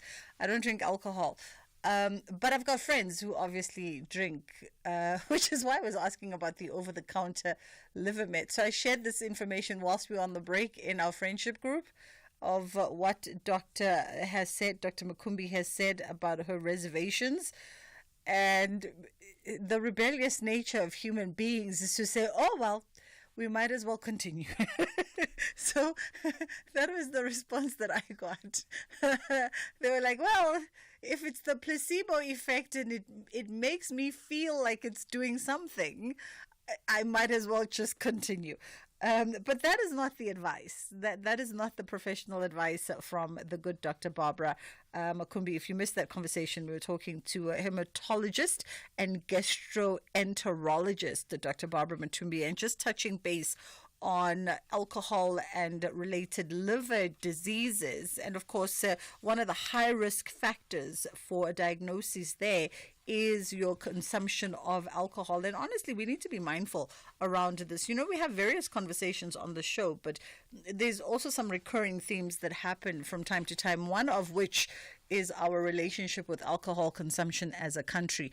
And the doctor was saying that, you know, in terms of the risk factors that are alcohol associated when it comes to related liver diseases, if you partake more than 2 units per day as a female and more than 3 units per day as a male, and if your alcohol consumption, so she was walking us through just how you get to the point of understanding that whether or not you have a problem. And there is some psychological indicators there that speak to your lifestyle and your relationship with alcohol, whether it inhibits your ability to function, how it sort of leaves you feeling physically, your ability to be contributing and participatory, because in essence, alcohol is centered in your life. Could be reason for you to go through and have the necessary test and examinations done to see whether or not you've got any alcohol related liver diseases. The scary thing is that you can be asymptomatic. From what she told us, you can be asymptomatic in the beginning stages because there are different levels and tiers to alcohol related liver diseases. So in that beginning stage where you have fatty liver, you can be asymptomatic and actually don't know that there's a problem until it's too far late down the road, right? So it's just necessary. And I think if you're one of those folks who also has your annual labs done, which is something that we all should do every single year, just get all the necessary blood tests done and worked out, and to make sure that you are A-OK. It is something that can be picked up using a whole host of things, including blood test, especially in those initial stages, just to see that everything is okay. So they can pick it up with blood test. Doc also said that it can be picked up in the ultrasound. This can show a picture of the organs, and they'll be able to then assess and see what your liver looks like. And then obviously there's liver biopsy that can be done as well as CT scans and MRIs. And I think those speak to the later stages if you are then diagnosed with, more chronic liver diseases in the later stages. And most of the times when we talk to healthcare professionals, a lot of these diagnoses are preventable with some lifestyle adjustments.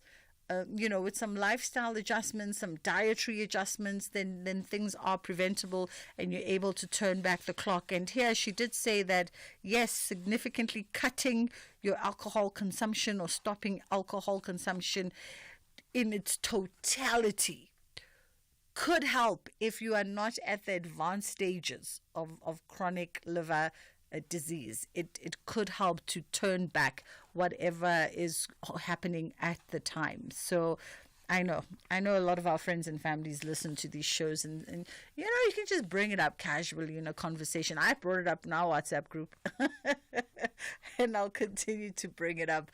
So you can just bring it up casually in a conversation to say, maybe let's go for a bit of a, blood test, see that everything is going on or what's going on in the body, and get a diagnosis. And then we're able to deal with things that we know. Call a thing a thing. Once you know what it is, then you're able to deal with it. Let's take a quick break and then we'll come back on the other side.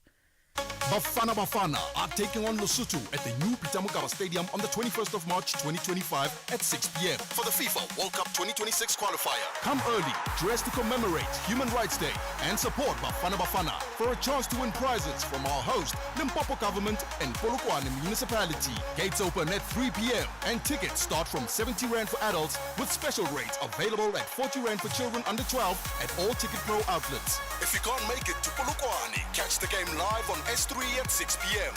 or visit sabcsport.com. For more details, visit safa.net and Bafana on X and TikTok.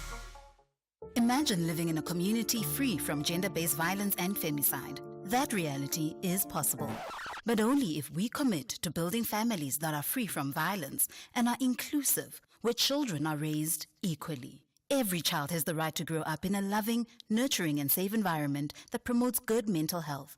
So do not forget about the boy child. He too needs to be protected from all exposures of violence. Pay attention to the boy child today and watch him grow to be a responsible man that society can be proud of. Stop gender-based violence and report any cases of child neglect and abuse at your nearest police station. Or call the Gender-Based Violence Command Center on 0800 428 428. A message brought to you by the GCIS. Night Talk with Oliver Dixon. You and I have a country to build, difficult conversations to have, solutions to find, and stories to tell. Join me, Oliver Dixon, on Night Talk every Monday to Thursday from 10 p.m. to midnight. Arts, culture, and robust conversations with Bridget Masinga. I'm still chuckling. Anyway, all right. So apparently today is International Breakfast Day. Did you know that? And weirdly enough, right, as much as breakfast is touted as being the most important meal of the day, there are a lot of people who work in the space. Whether you talk to nutritionists, dietitians, physicians, marketers, there's a lot of people work in the space who say, in fact, that it's all been good marketing. And I guess that's always the thing with every conversation. There'll be folks on either side of the spectrum, because there are people who say that maybe it's not the most important meal of the day, depending on what diet regime you use or diet regiment you follow. And what your body is telling you and what you need. But I'm wondering if, in your perspective, is breakfast the most important meal of the day? And what's your go-to breakfast meal? Are you that kind of person who has to have breakfast every single day? You and your family, you have to have breakfast every single day. Or are you that person that really forgoes having breakfast? Because there are folks who just get up and they have a cup of tea or a cup of hot water and lemon, or a cup of coffee, and they're good to go. They're good to go until well into lunchtime. And I guess it's about listening to your body and what your body requires. As long as you're not starving and depriving your body, and you're just being responsive to your body's sustenance needs, then there's absolutely no need. So something as simple as breakfast can be a very, very polarizing conversation depending on who you're speaking to, who your guest is, who is in the room with you, because it's not all the same for everybody. I'm personally am a bit of a late starter with breakfast, so I'm not a 8 o'clock, 7 o'clock, 9 o'clock breakfast eater. I rise at 6:30, but I only really get to having breakfast, which is more brunchy breakfast, well after 10:30, 11. And mine is oats. I'm a jungle oats person. I love a good jungle oats. It's quite rich and quite fabulous, but I'm also very much an all bran person. And then on the weekends, I'm into the proper full breakfast. Yeah, I want it all. On the weekends, the dietitian will probably slap me across my wrist because I go in with all the fatty breakfast. I want the fried egg. I want the streaky bacon. I want the good Avo fats. I want the toast with the pure butter. On the weekend, I act like I'm a rich person, I tell you. So I want that full English breakfast situation. I might even go so far as to add a bit of a fruit bowl somewhere in the mix.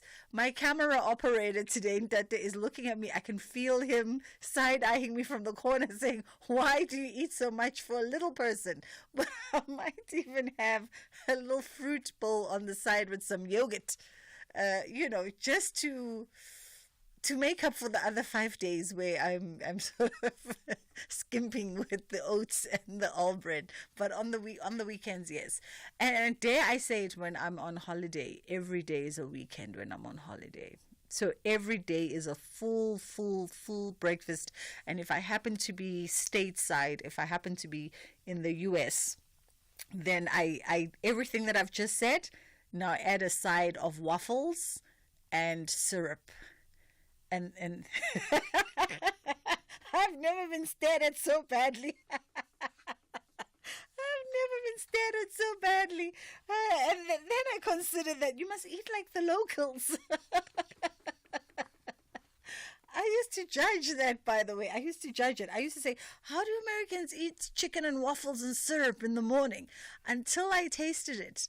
And then I was like, oh, I understand it now. So, but it only happens when I'm in the stateside. Someone just asked me, so you don't have breakfast in bed? Very good. It's a great novel romantic idea, but it's not very practical because the one who's making the breakfast, which is often the woman, has to schlep the breakfast up to the bedroom. And then it's not comfortable to be sort of prompted up, against your headboard with a tray, trying to balance the tray on your lap and have breakfast. It's a novel idea, but it doesn't really work in practicality. Even if you go on a romantic weekend, I'm the person who will leave the room to go to the main restaurant to have a full breakfast buffet. Don't be bringing breakfast into my room, please. Let's go to WhatsApp, 0614104107. Today's International Breakfast Day. Are you a breakfasty person or are you not? Hi, Bridget. I'm a breakfast lover. I enjoy eating breakfast so much that I would eat breakfast in the morning, I would eat breakfast at lunch, I would eat breakfast in the evening. Any time of the day, give me bacon and egg, and I would take it. Good show. I'm enjoying it. Now we're here in Lanseria. Thank you. Hi, Bridget. For me, growing up, soft porridge, the brown one, yamabele, with milk and butter and a little bit of sugar was our breakfast meal, along with a lot of oats, I think, on some other days. And now that's what I feed my little ones at home. Every Saturday and Sunday, that's what we have for breakfast. I make sure that everybody has breakfast because if you don't have breakfast, you already start the day on a negative. I think of it that way. I can go with you on amabele. Didn't they discontinue? What is the Maltabella? They discontinued Maltabella. So my grandmother, my paternal grandmother, would wake us up when we visited her during the holidays. She's departed now. She passed on during COVID. But she would wake us up at 7 o'clock in the morning and feed us warm porridge. And everybody had their favorite. Some of my cousins liked it sour with the lemon and a little bit of sugar. I like my maize meal porridge brown, but not Maltabella. So I put a heaped teaspoon or spoon of crunchy peanut butter, some good butter in there. Listen, it's a heart attack waiting to happen. Butter in there, lots of sugar, and then I eat it. Ooh, and if I'm having Maltabella, it must be covered with milk. My mom used to make Maltabella for us when we were younger. So my Maltabella, just sugar and milk. I love it. Oh my goodness. And then we've got Brian in Pretoria who says, based on my spirituality, I'm like that pajama you see during lunchtime. I usually break my fast at 12 p.m. But that also means, Brian, that maybe you could be following an intermittent fasting without actually realizing. A lot of people actually intermittent fast without realizing because they break their fast, a good 12, 14, 16 hours after their last meal. So a lot of people have dinner at 7, 8, and then they'll actually break that fast, later in the day, 10, 11, 12. That's when they eat their first meal. And if you do a lot of reading and a lot of research on intermittent fasting, your body actually does need to burn all of that fuel, right? So it needs to burn all of that fuel reserve, and then you wake it up again at a good time, which is why I said at the beginning, there's a discourse around breakfast. And a lot of people said it's been a marketing thing over the decades that has positioned breakfast as the most important meal of the day because, like the principles of natural intermittent fasting, your body will tell you when it wants to eat. And so if you listen to your body, some people's bodies don't necessarily need to eat, and that you must wake up and have breakfast, but it's not, so there's a lot. I'm not saying that I'm saying one way or the other is correct. I'm just saying that there's a lot to decide on either side. Let's go to WhatsApp. How important is breakfast to you? Hi, Bridget. Hi to all your listeners, me being one of them. Happy International Breakfast Day. My favorite meal in the morning is actually scrambled eggs, just scrambled eggs and toast. As a family, we used to have Weet-Bix, which I now hate So yeah, happy International Breakfast Day to everyone. Why do you always hate the things you ate as a kid? I don't understand that. Wheat Bix. It's interesting. Very few people like Wheat Bix. I'm not a fan of Wheat Bix, but they have, they really, really are good. But I'm also like you. Let's see. Jay in Somerset West. How are you? Hi, I'm fine. How are you? I'm great. Go ahead. Okay, so this Dr. Philip McLean, I think he's in the US, he's discovered this just recently in the last few weeks. What you do is you fast for 17 hours exactly, and it kills the old cells and renews your cells to look younger. Now, if you say 8 o'clock you have your dinner, say you finish by 8, you have to be finished by 8. Now, you mustn't have any vitamins, but you are allowed water. Yes. So that for 12 hours will bring you to 8 o'clock the next morning, and then you add on another 5 for 17. So that's 12 o'clock, 1, 2, 3, 4, 8 o'clock, 9, 10, 11, 12, 1. Yeah. So 1 o'clock you would break the fast. Okay. No vitamins and only water, and it kills the old cells and renews your cell to make you look younger and stop you getting cancer and everything else. It's a breakthrough. It's the elixir of health. And he says you must do it once a month, and then you must try and get down to once a week. Awesome stuff, Jay. Thank you for sharing the information. That was Jay in Somerset West. Some new findings there by Dr. Philip McLean is what I heard. You've got to read up a little bit on intermittent fasting because it's really interesting when you start understanding how your body really metabolizes, and the fact that it does actually just need a huge break during that sleep period into the next day. Let's maybe sneak in one more WhatsApp and then we'll call it a day. I say if breakfast doesn't necessarily must be in the morning. Breakfast is after being without food for quite some time. So you can have breakfast anytime. I just break my fast now at 2 o'clock. So anytime after you stay a long time without food and you eat, that is your breakfast. Could be any time. It doesn't necessarily have to be in the morning. Thank you, Jerry Mboweni here. Hello, Project. Ziqhwela hle from Ehlokose. No, Tina. We used to breakfast with umfudumezo, the leftovers of the yesterday. Yes, the food that was left by yesterday, that is our breakfast. That's how we eat. Not the other one. Breakfast and bread, cheese and onions and whatsoever. No. We just eat what was left yesterday. Thank you. Khwayila here. Khwayila bhuti wami mina ngiyakuzwa yazi ngoba umfudumezo goes yabona nje I've been doing the show for the last 2 hours and engqondweni yami right now is my lamb curry that is waiting for me. So ngiyakuzwa mawukhuluma ngomfudumezo baba. That is where we leave it for the day. Thank you so much for choosing to be with us. You could have been anywhere, you chose to be here. Ashraf is coming through with his team. They're going to bring you the National Pulse, and of course Ondela standing by with your 3 o'clock news. Inshallah, God willing, we do it again.